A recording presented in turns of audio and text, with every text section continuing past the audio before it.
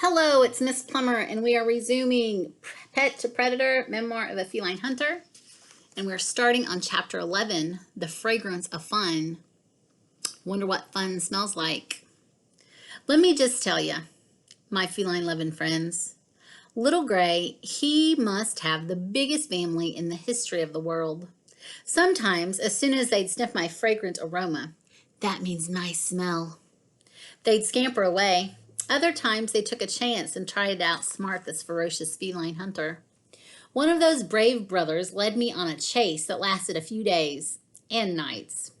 Jody was and is not a fan of those nighttime hunts, but since cats are crepuscular, impressed, that means we'd be nocturnal if we were in our natural habitat, but we're more active in daytime due to our human roomies. Anyway, mice are nocturnal. The nighttime was the time of more active hunting. One night, I even had the brother in my mouth. Then I'd let him go, and then I'd grab him again. I tell you, it was a blast.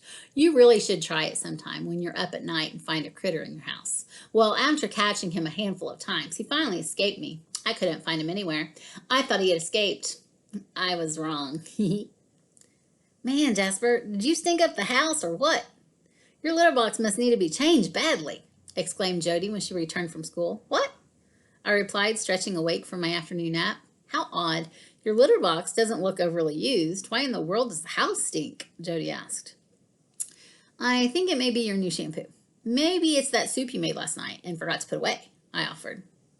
This same conversation took place for a few more days. Ugh, how in the world does the office stink worse than the restroom? Jody inquired. See, my litter box is in her restroom, so she and I took trips there together. It's a bonding thing, I think. Maybe your laundry hamper has some stinky perfume spilled in it, I suggested. Miss Fuzzy Hair continued to ignore me. How rude. I watched as Jody looked high and low all over the office. Did you forget to use the litter box and have an accident somewhere? She asked me. I never. How dare you suggest such nonsense? I'm a king. Kings never miss their target. I meowed adamantly. That means stubbornly. Can't change my mind. Again, she gave up, lit a candle, and went out to grade papers. But then spring break happened. Now, the greatest part of spring break was my human stayed home with me for over a week. But the negative side was Jody used the dreaded vacuum cleaner practically every single day. I think it's the scariest thing in my kingdom. First, she cleaned the bedrooms, which generally only took a day, and she went through all the drawers and made stacks of people's clothes to give away, and I offered to help by filling the drawers while they were empty, but she just chuckled and lifted me out. Here's a picture of Jasper inside the dresser drawer. Then she'd tackle the living room and the kitchen. The kitchen was fun. She'd open cabinet doors to straighten the dishes, and I'd climb in to explore. Jody disagreed with the entertainment value of this escapade. Exciting adventure. After mopping floors and washing rugs, she made it to the final room, the office. Now, the office didn't have much adventure inside of it, so I opted to nap on our bed while she worked. Then, Jasper, ugh, she exclaimed. I looked at her while I stretched awake. No wonder it stinks in here, cried Jody.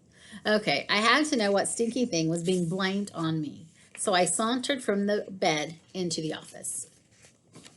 Hey, that's Little Gray's brother. I wondered where he was hiding, I explained. Ew, I should not have to lift up dead things, Jody complained.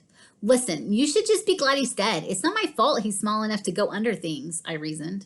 Between you and me, watching my human pick up that dead mouse with a bag on her hand and fight gagging while she put him in a trash and tied up the bag was so worth the stink and complaining.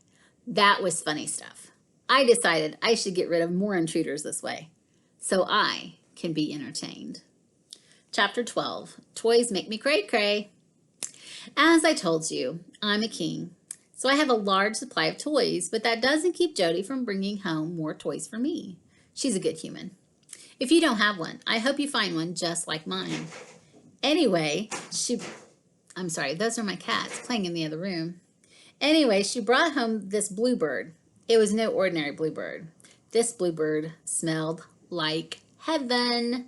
It tickled my nose and made my brain so excited. I mean, I kicked it, I bit it, I tossed it. Oh, that bird was wonderful, even though the bird arrived years ago. Sometimes when I find it in my toy box, I grab it and I start the joy all over again. One winter Saturday, when Jody didn't think I was getting enough exercise, she brought home the crinkly kicking thing.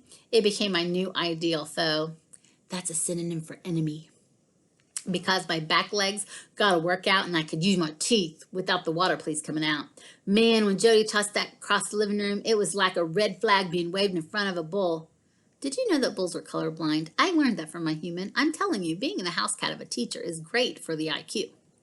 One of the best things about my toy box was that I could get whatever toys I wanted out of it. I didn't have to wait for Miss Fuzzy here to realize I needed a toy. I just went and pulled out whatever I wanted. In fact, I delayed Jody's bedtime a few times because I would start one of my evening playtimes. She knew going to bed was pointless if I was going to be tossing and pouncing. I'm telling you, that's power. See, I knew I was king because the life of my loyal subject would change to fit my needs. Right now, I need a nap. These toys make me cray-cray, but now my energy has gone away. And here is a picture, let's see, of his toy box.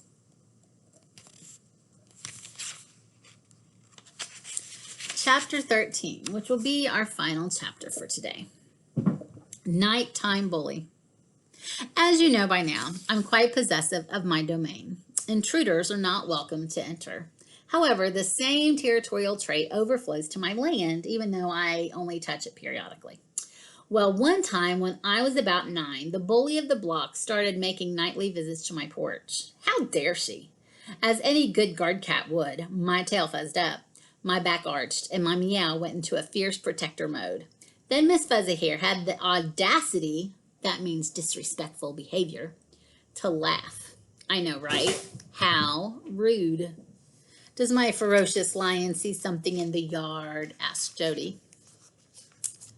Of course. Why else would my body look like this and I keep racing from window to window? I replied sarcastically.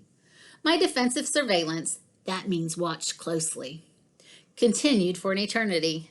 Jasper, when are you going to scare it away? You've been racing around for 10 minutes, Jody added. 10 minutes? This lady was a school teacher, so she should have known that cat surveillance has to be multiplied by at least a year.